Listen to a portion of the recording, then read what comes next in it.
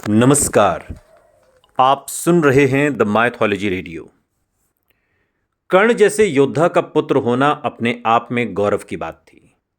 कर्ण के अनेक पुत्र थे, परंतु उनमें सबसे तेजस्वी, बुद्धिमान और युद्ध कला में पारंगत था चित्रसेन। उसका व्यक्तित्व पिता की तरह तेजस्वी और उदार था।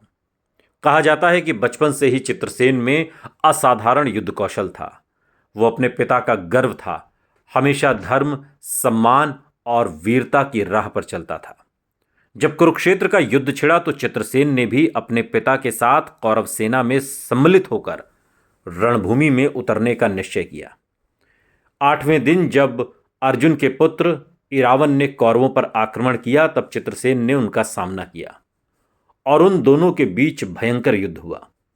बाणों की वर्षा से आकाश अंधकारमय हो गया।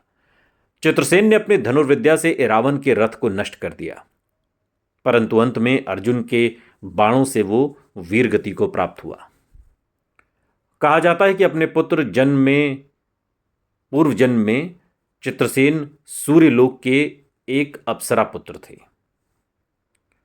जिन्हें एक ऋषि ने शाप दिया था कि वो धरती पर जन्म लेकर युद्धभूमि में वीरगति को प्राप्त होंगे।